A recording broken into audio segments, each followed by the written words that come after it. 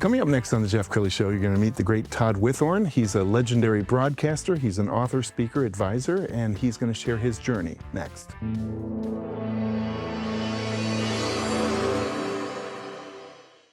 Many are predicting that the worst is yet to come, which is unfortunate, said one person here. Until now, they've enjoyed the reputation of being the nation's icebox. Watched a burglar in his home this morning by webcam. As a journalist of over 25 years, stories are what make my world turn. Reporting live from the Dallas newsroom tonight, Jeff Crilley, Fox 4 News. But in 2008, I took the jump from my familiar life and started a PR firm from my home. We're talking about anyone with a camcorder like the one I'm using becomes a television network. We started slowly growing the company, and we now have over 100 clients, and we've branched into the world of live digital broadcasting. I now own 8 different TV studios and have a huge team, and the stories that I now get to share are sometimes the most important of my life. Life has a funny way of coming around full circle. This is the Jeff Crilley Show. Well, you'll forgive me if I'm a little giddy. I have the great Todd Whitthorn in the studio. He's a legendary broadcaster, author, speaker, advisor, and he's on my show right now. Todd, thank you for coming back. He is great and legendary in the intro. I'm like, who is on this show today?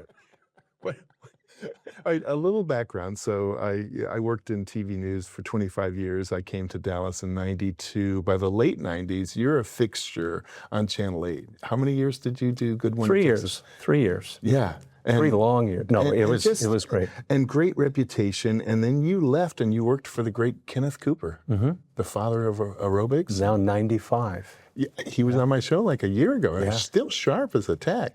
Yeah. I lovingly refer to Dr. Cooper as Yoda. He was put on this earth to do what he's doing. I fully believe that. Amen. And he walks his talk. I mean, everything that he says about healthy living is absolutely true because he's living it. It was amazing because my background educationally is in kinesiology and exercise physiology.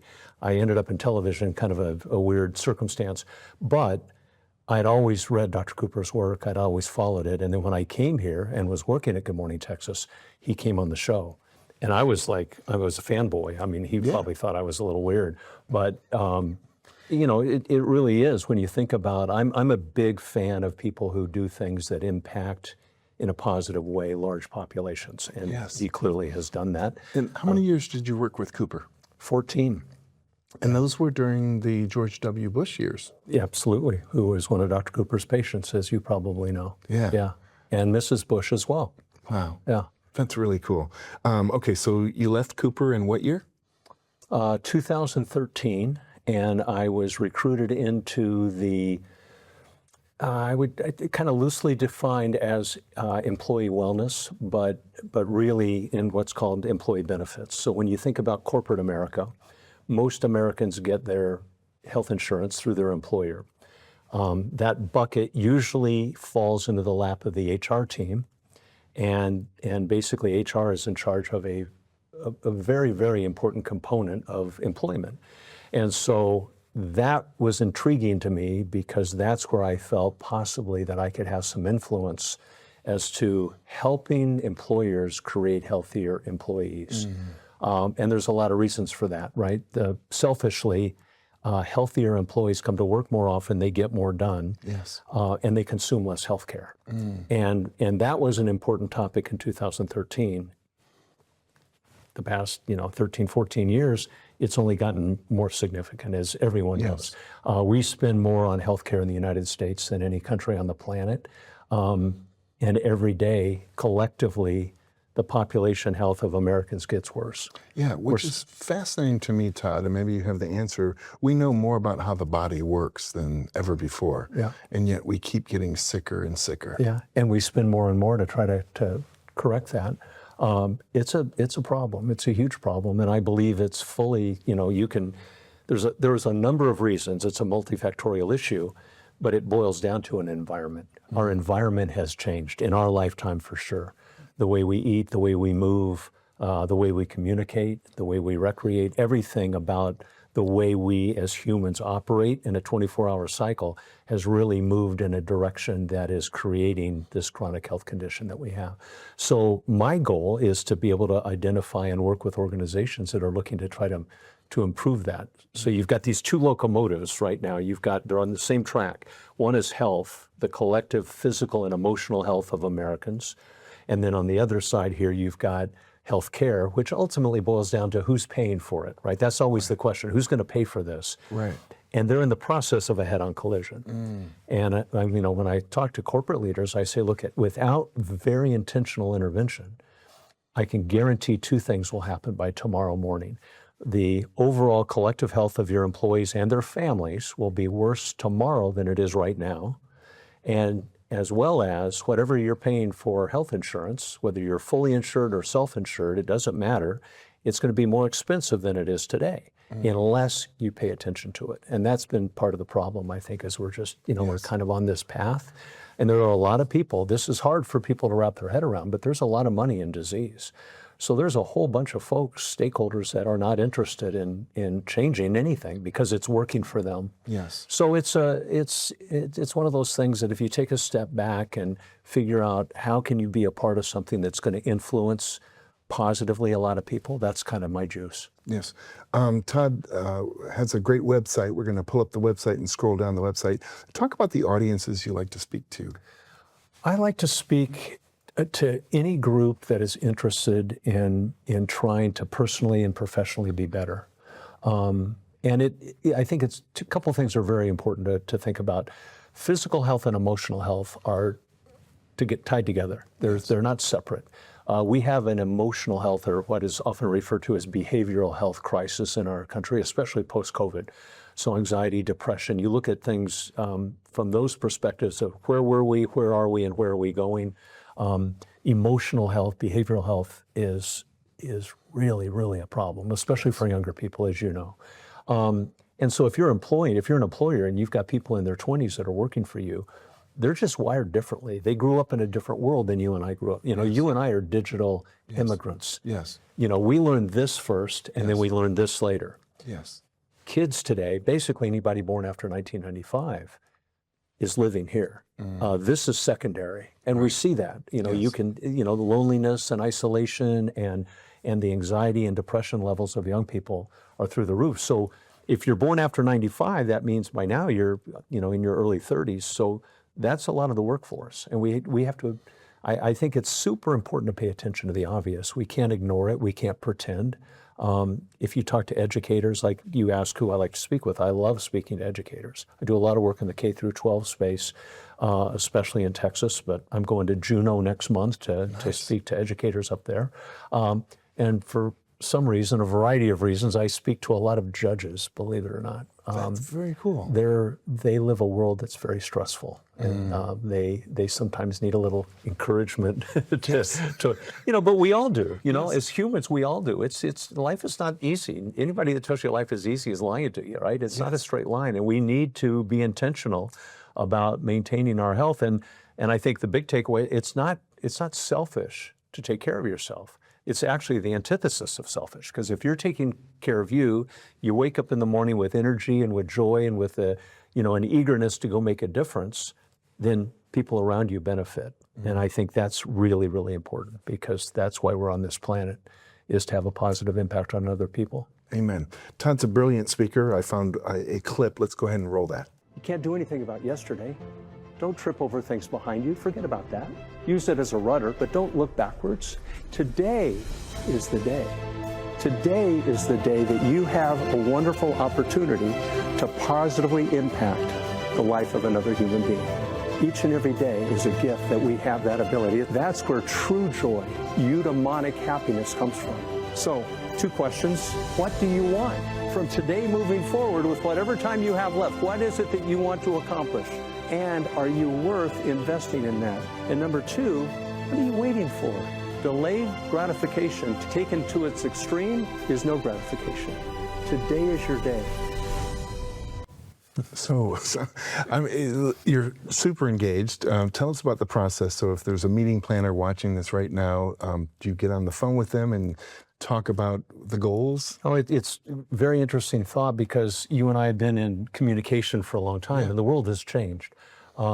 So if you're looking to book a speaker, you want to hear the person speak. And everybody now has, if you're a speaker, you have resources that, people go to. So oftentimes when people reach out to me, they already have figured out who I am and what I'm all about. And then we just, for me, it's scheduling. That's the big thing. And what is it they're hoping to accomplish?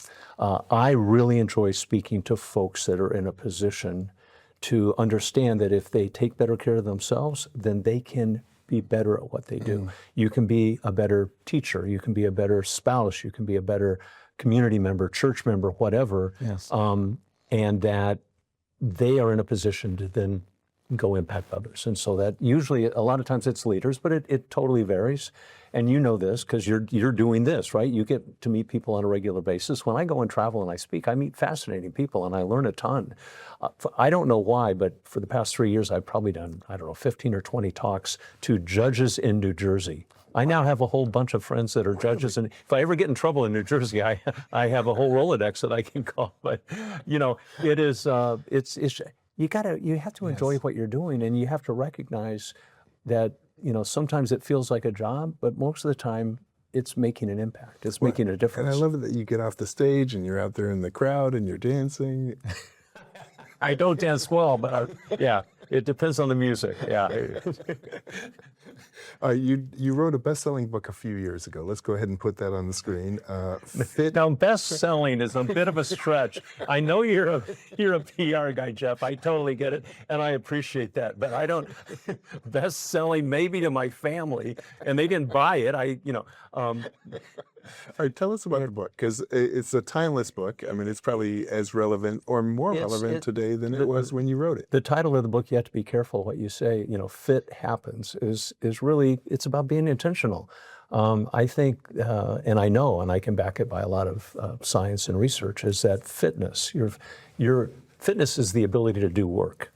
And for a lot of people, exercise is a 4-letter word, but there's a lot of things that go into overall health and well-being. Yes. One might argue that fitness, really deserves to be at the top of that list. Well, you got nutrition, and you got sleep, and you have stress management, and you have technology management, which I think has become a huge issue and will become more so.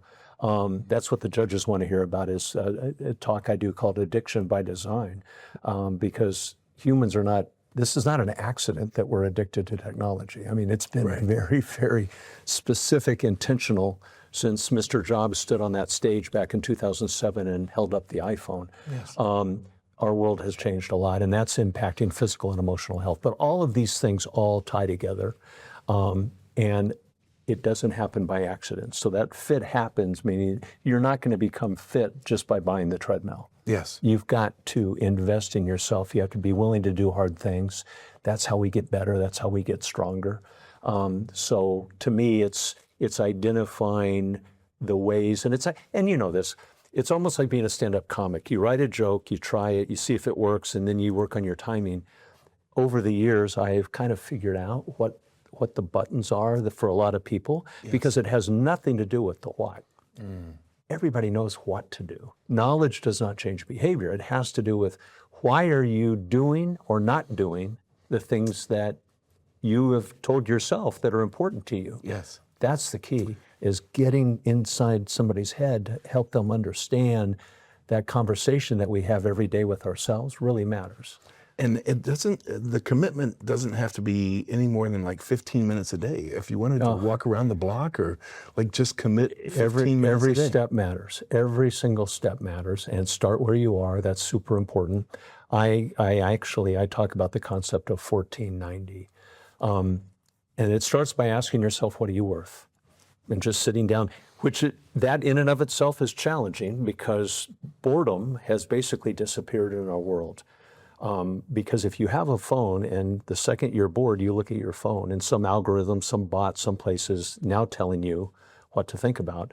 I think it's really important to really intentionally not leverage technology, take a step back and say, what's important to me? Have a conversation with yourself and ask yourself, what are you worth? And it's kind of a simple exercise, is that 1% of your day is 14 minutes. So the principle of 1490 is that it's 90 days. Tomorrow morning, can you start first thing out of the gate, after you get up and go to the bathroom, get a cup of coffee, feed the dog, just sit on the couch with nothing and think for 14 minutes. Now, there's no agenda. I don't have any script or anything. Just think about what's important to you, who's important to you, what do you want to accomplish, who might need to hear from you, who might need a word of encouragement, what are the things that you want to do, and just try that for 14 minutes, but then do that over 90 days. That is a very powerful exercise. It doesn't happen right away, but most people, we've been kind of, we've worked into this manner where we get up every morning and the first thing we do is look at our phone and we get triggered. And there's something there, and before you know it, you're already on the treadmill and you're already a little bit triggered. Right. And that's no way to start your day. So over the course of time, all the data will tell you that in 90 days, the reality is you're not the same person you were 5 years ago. You're not going to be the same person you will be 5 years from now. But it's not every 5 years. It's basically every day. We're different. We're changing. We're constantly evolving and growing. Yes. So can you invest in yourself? And if you like where you are, great, do what you're doing. But if you want to be someplace else, we know in 90 days that all sorts of things can happen, whether it be blood pressure or triglycerides or fitness or happiness or you name it. But you have to be intentional. And the studies show it takes about 3 weeks to develop a habit. Yeah, it's interesting when you look at the science of habits. It's really more about repetition than it is about duration. So the more, a habit is something you do without thinking about. And that's, brushing your teeth. I would imagine you brushed your teeth this morning. I also would imagine you didn't go to bed last night and, oh gosh, I got to remember, to brush my teeth in the morning. So, flossing would be an example. A lot of people brush, not everybody flosses. So how do you, if you wanted to start flossing, how do you make that a habit? You bolt it onto something you're already doing. So you're already brushing, now floss. Follow that right away. And you don't have to floss all your teeth, just floss one. And if you make it simple. If you made it a habit, like a healthy habit, because there's a lot of bad habits, if you made it a healthy habit, you can't imagine not walking around the block or going to the gym. It becomes who you are. Yeah. It just is who you are, and it's a message to yourself. And I'll tell you, when it comes to investing in your fitness, whether it's cardiovascular fitness, endurance, aerobic fitness, or strength training, anaerobic fitness, strength, those two things combined, not one or the other, but those two things combined are super powerful in terms of how long you're going to live. And more importantly, I believe how well you're going to live, because it's quality of life, right? We're not going to be here forever. I don't want to live to be 100 if I'm not, in the game. I want to be a participant in life. I don't want to be a spectator. Amen. Same thing with our kids and our grandkids, right? I don't want to watch my grandkids play. I want to play with them. And so the understanding that hard is okay, easy is the enemy. Right? Yes. We've created a life that's super easy. We don't have to exercise. We don't have to eat good food. We don't, reframing it in a manner of, I get to. I'm blessed. And I got a day this morning. When I woke up and my feet hit the ground, I have a day. As you saw in the clip, I can't do anything about yesterday. Yes. I can learn from it, but I don't want to belabor it. And tomorrow is probable, but it's not guaranteed. So really, it's what am I going to do today? And when you start stacking little things on top of each other and realizing that work is okay, hard is fine, there's difficult, that's how you get stronger. And that's how you start communicating to yourself that I can. I'm not going to get pulled off sides. I'm not going to allow something to completely derail me. So if I'm physically strong and I have confidence in my ability to take a punch, Rocky used to say, besides Yo Adrian, it's not how hard you can hit, it's how hard you can get hit and keep going. So it's really a resilience. And if you think about it, if you boil life down, that's really what it's all about. How can you handle, because most of what happens in our life, we don't control. As much as we want to think that we can, we don't. It's absolutely a total farce. You wake up in the morning and here's the way my day's going to go. It very rarely goes that way. So ultimately, and this, by the way, is not new news, right?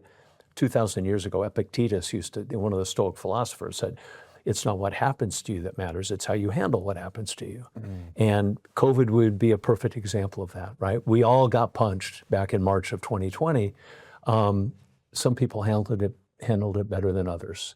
So your ability to take a punch, your resilience, your innate biological ability to adapt and grow in the face of adversity, is really, I think, critical. And if you invest in you, and it doesn't take a lot, to your point, it's just consistent, right? It's day by day by day, step by step by step. And before you know it, you look back and you go, okay, this is who I am. Todd, let's spend a couple minutes talking about the importance of a good night's sleep. Because I remember there was a time, probably in my 20s and 30s, I'll sleep when I'm dead. Yeah. It's interesting you say that because here in Dallas, where you and I have both spent decades, is the Center for Brain Health, which is under the umbrella of UT Dallas.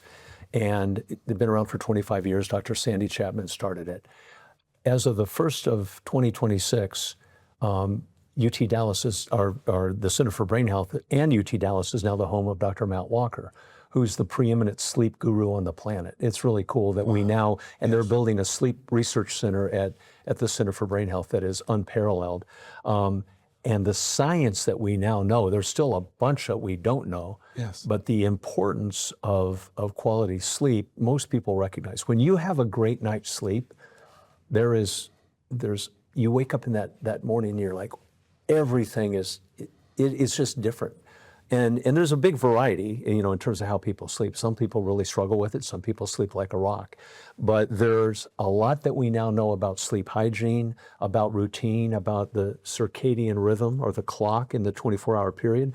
One of the best ways for you to improve your odds of getting a great night's sleep is to start your morning off right. To get up and as soon as you can to get outside and expose yourself to sunlight and to get a little what they call forward ambulation and start activating the neurotransmitters in your brain, triggered through your eyes, and now you start setting that clock in motion. So it's really about winning the day. If you're going to win the night, you got to start the morning of. And if you start again stacking these things on top of each other, but priority of sleep, I think, is got to. And you can argue about the triangle, right? Is it nutrition? Is it exercise? Is it sleep? They're all critically important. I'm biased because of my background. I would put, fitness up there a little ahead of the others, but sleep is absolutely foundational, and it can be improved dramatically if you're intentional about it. All right, Todd, we have 2 minutes left, so why don't you look into the camera on the left and talk to that meeting planner who needs to bring you, to bring you in. Wow, no prep. Hey, if you have an organization, a group of people that you're responsible for that needs maybe a little inspiration, a little encouragement, some information, some framework, and some actionable items, that's part of it. But more importantly, I think as humans in today's world, we just need a little bit of an encouragement and a framework to recognize that this is not a dress rehearsal. Be more than happy to talk to you about that. If you have an interest, reach out to me. Be glad to talk to you. Here's my agent right here, Jeff Crilley. We're going to end with his website. You can get in touch with him, toddwhitthorn.com. The great Todd Whitthorn. Thank you for coming on the show. Thank you very much. That's it for now. We'll see you next time.